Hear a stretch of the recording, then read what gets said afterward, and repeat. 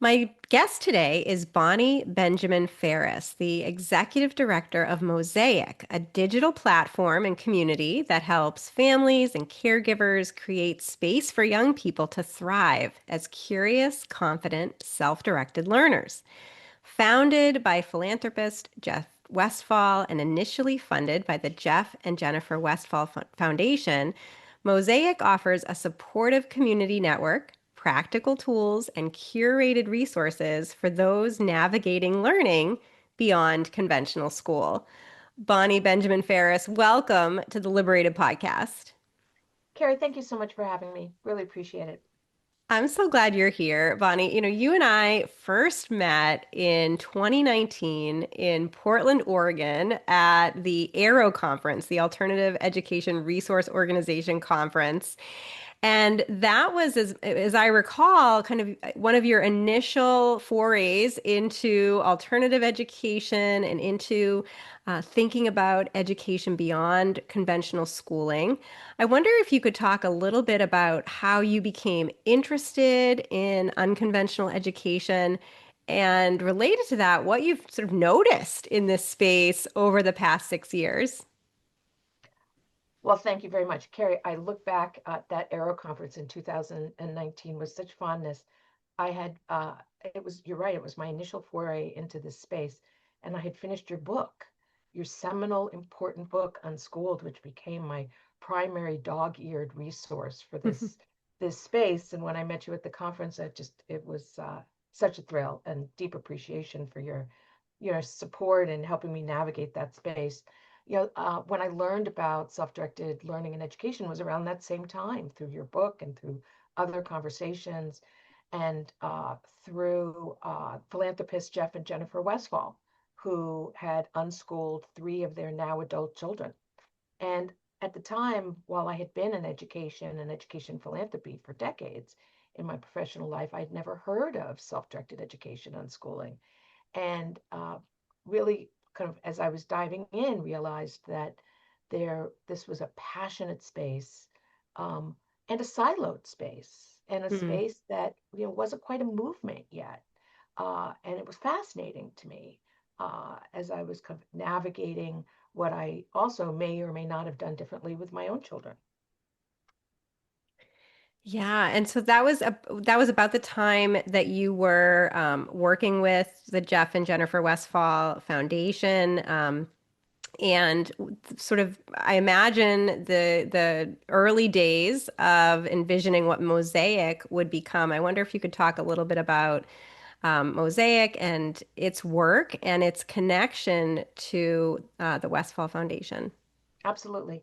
And also, you asked me, what have I seen in the last 6 years? Can't Mm. believe it's been 6 years, right? Right, right. Which leads directly to the birth of and the origin of Mosaic. Yeah. So, the pandemic was obviously a tipping point in this space. Families had a front row seat to what, how, and when their young person was learning in a way we'd never had before. Mm. And, who knew there'd be such an opportunity for, I don't know if you call it a social experiment. Mm. And over these past years, what I've seen is a growing passion from families and caregivers, including grandparents, to better embed learner-led environments in a way they hadn't considered before. And they're coming to this space in different ways. Some are Mm. fully committed. They're 100% outside of the compulsory system. Others are homeschooling and looking to bring more freedom and creativity into their space and their learning environments. And some remain in conventional school systems, but want something more meaningful and curious and connected for their kids outside of school, whatever that looks like. And so what's emerged over this last 6 years that I've noticed is this embracing of there's no one right way to do this, right? Every family is unique. And what there was this gap around how to support families in finding the pathway to learner-led environments that worked for them. And so at the time, so we saw this gap and we realized there was an opportunity to lift something up that could support families and parents and caregivers where they are. And so Mm. Mosaic was born. And as you noted at the top of this call, you know, uh, uh, we're a digital platform. We offer workshops, events, connections, supports, one-on-one support, and I can go into that a little bit Mm. later. But our central goal is to meet families where they are. And it's a judgment-free zone. Every family's approach is different. Uh, there's no right way. We're not about getting it right. We're about getting it real. Um, and participation for our families can look very different. Some are very active in Mosaic and in our space, and some want to be observers and just embrace and listen, and all of that works. So originally, and Mosaic is supported by the Jeff and Jenifer Westphal Foundation and other philanthropic support. Um, uh, so what do we offer specifically? Um, uh, we offer a wide variety of resources, events, and workshops and tools and tips for free. We also Mm. just launched a membership program. We're super excited about it. We just launched it.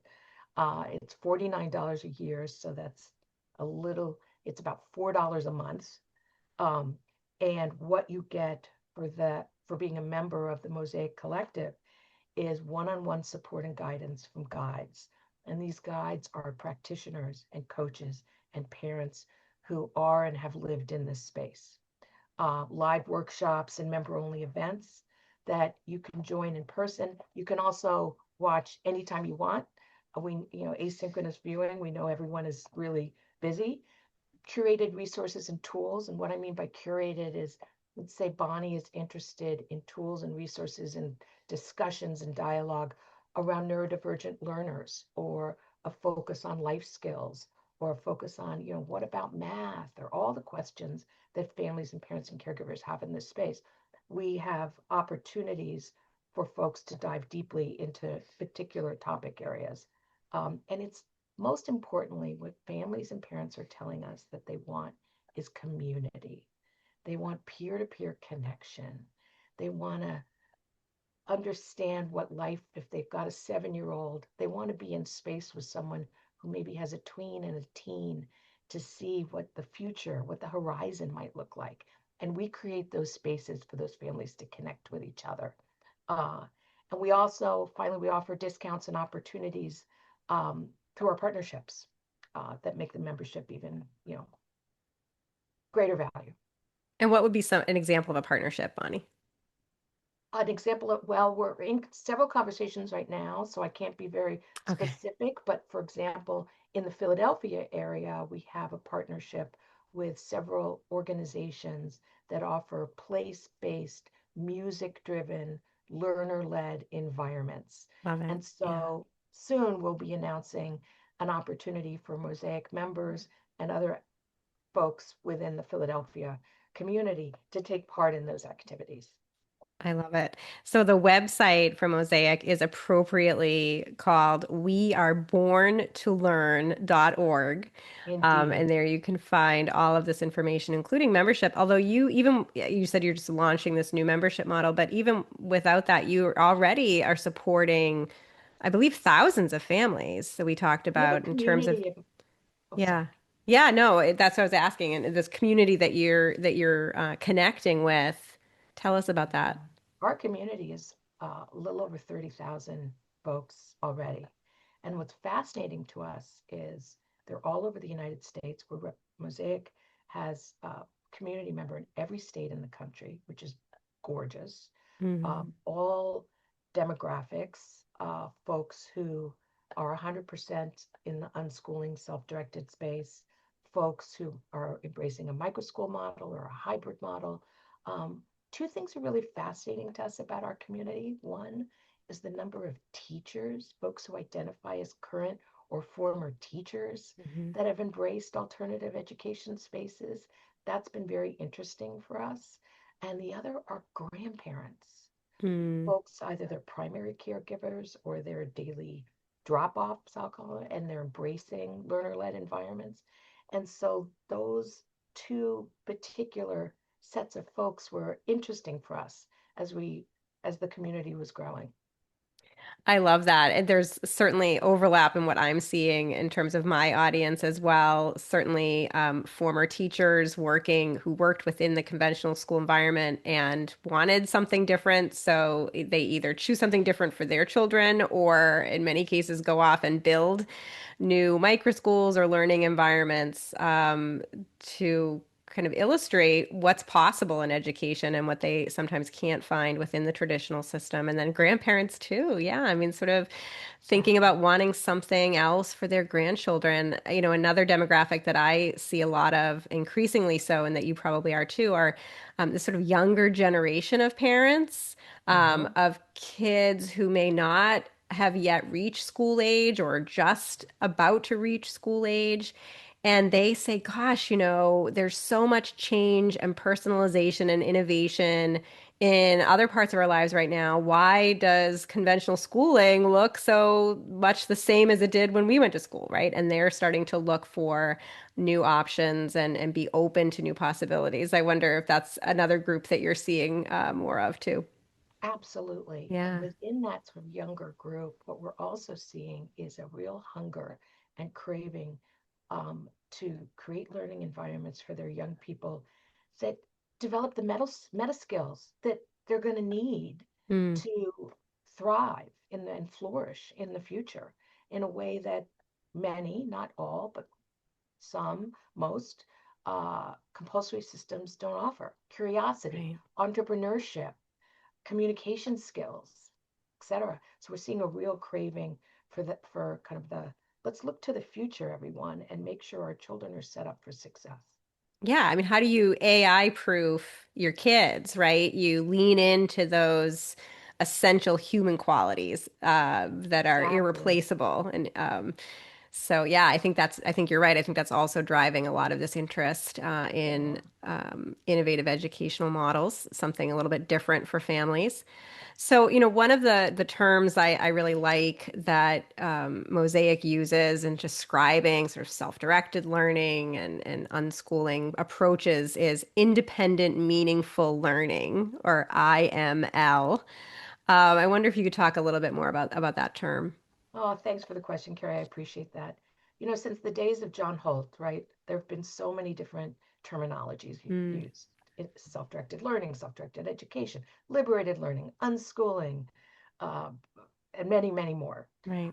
And some of these terms, as we sort of looked at the landscape, we understood to be quite polarizing for a variety of different reasons. And so what emerged was the idea of embracing the term independent meaningful learning, which we consider an umbrella term for all of the above.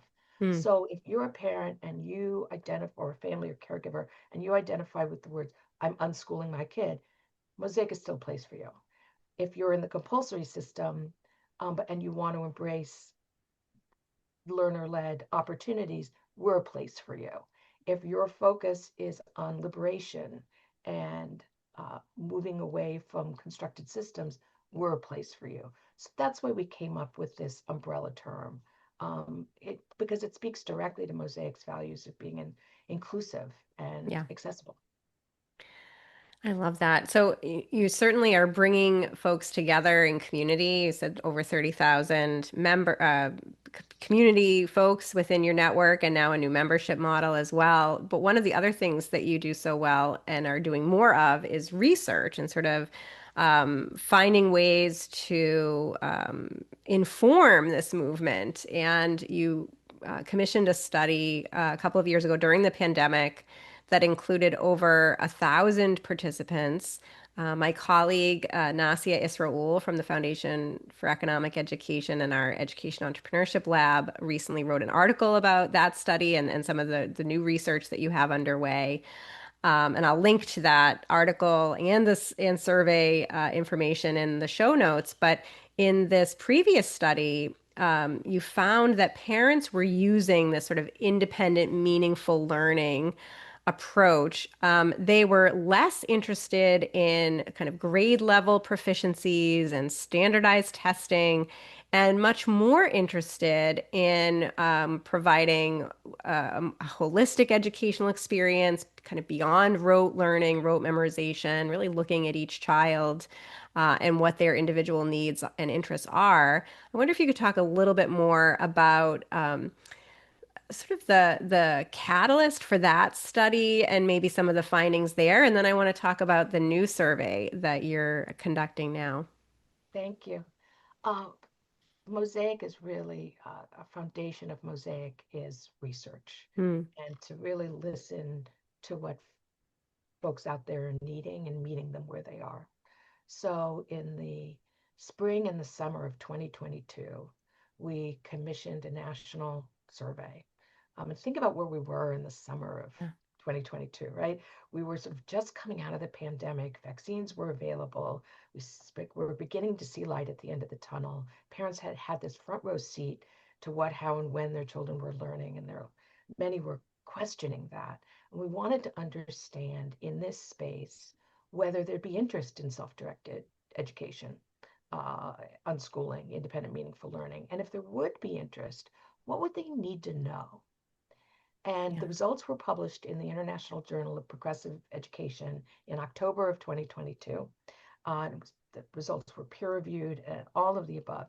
The Hmm. results astounded us.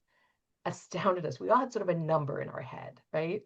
Nobody had the number of 74% of parents with school age children in this country would be interested in self directed education if they knew more about it. Hmm. That was it, almost 19 million, right? That number was just blew us away. Wow. Um, what are they looking for? And if they would, embrace self-directed education, what would they be looking for? And in order of what they'd be looking for, and this isn't surprising to those of us in this space, Hmm. Kerry, I'm sure you see this, in your on your travels across the world and the country, in entrepreneurial settings. They're looking for spaces for their children to acquire the social skills they need to participate in society. That's like number one. Uh, Opportunities to obtain financial security doing something they love. Isn't that what Hmm. we all want for our young people? Right. Achieving educational success was the third. And when we drill down on that response, because we also did a series of focus groups after the survey, what that means is if my child wants to go on to higher ed or technical school or fill in the blank, that they have a pathway to be able to do that, that none of their choices and opportunities are stifled by embracing this methodology. And then the fourth, not surprisingly, was obtaining daily life skills. And so what was Hmm. nowhere in this top list are grade level performance and performance on standardized tests. Hmm. So that was very directional information and research for Mosaic. So we began to build this ecosystem of content and dialogue and advisory around kind of those basic principles of what families are interested in. Amazing. And now you have a new survey for some new research that will come out of this.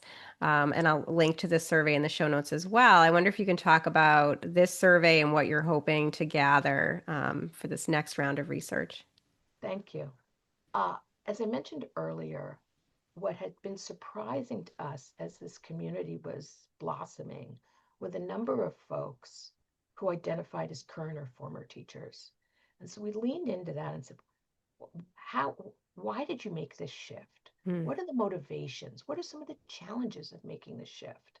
And so we partnered with the wonderful folks at the Institute for Self-Directed Learning, Caleb Collier, and we put a survey together to ask folks who identify as current or former teachers in this space. And when we say in this space, that could mean as a parent, as a leader of a hybrid school, a micro school, a self-directed learning center, Hmm. any and all of the above. And so we asked why, tell us what your motivations were, and tell us what you're seeing. And we started with why. And some of the results, they're very, very early, and the survey is still out there. And so we really encourage people to fill out the survey. What we're starting to see is the why around these folks left compulsory systems. Lack of autonomy, number Mm, one answer. Burnout and stress, number two answer. A desire for deeper, more personalized learning environments, misalignment with personal values. And then the last one we're seeing is inadequate support for neurodiverse learners. And that's an important point that I also want to make about the community within Mosaic. In addition to teachers and grandparents, families living with neurodiversity, neurodivergence is a huge part of our community. And so it was interesting to see this start to emerge in the educator and teacher survey as well. And so what have they embraced instead? It's the cadre. It's the work you do, Kerry, out there. It's unschooling and homeschooling environments. It's project-based learning. It's nature-based, inquiry-based, play-based, hybrid models, microschool models, all of the different choices that parents and caregivers have for their families in a way that they didn't before. mm, Um, what the very, very early results show that what they're seeing in their learner by making this shift is more curiosity, more interested in learning overall, happier about learning. I mean, that just warms your heart, right? And overall less anxious, which we know is a tremendous issue. And then for families, stronger connection with the families and also intergenerational learning, which starts to lift up the emergence of grandparents as an important part of the Mosaic community, greater joy and autonomy in how the family operates and moves through the world, and a renewed sense of purpose and creativity. mm. So it's very interesting, early data. And thank you Yeah. for raising the survey because we'd love greater participation. Yes, please click on the survey link in the show notes to participate and contribute to this important research. It's really fascinating, Bonnie, that kind of these early results are showing, what is leading to dissatisfaction among conventional school teachers and that lack of autonomy and stress that you mentioned as two of the top concerns. And of course, this is what we're seeing from students too, that lack of autonomy and stress and anxiety that's so prevalent in conventional classrooms.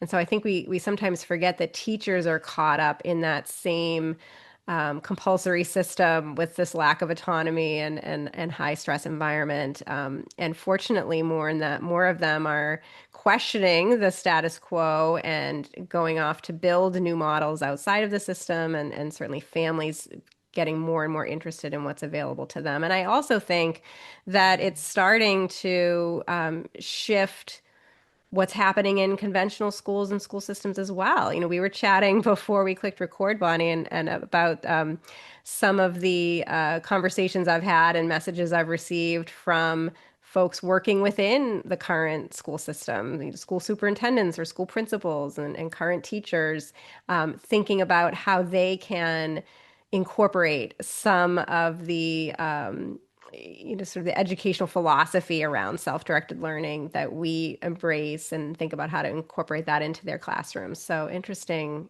times. That really resonates with me. It is a big tent. Yeah, This, I yeah. mean, it's really quite remarkable what we're seeing and what we can imagine the future is going to be.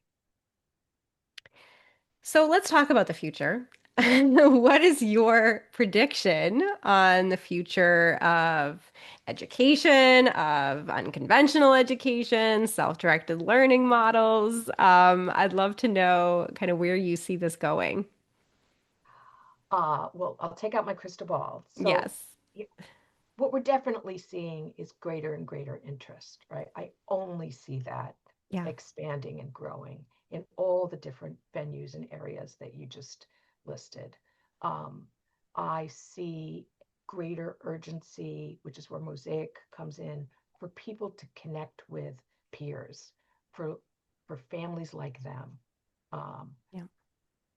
so that they can see themselves in this space.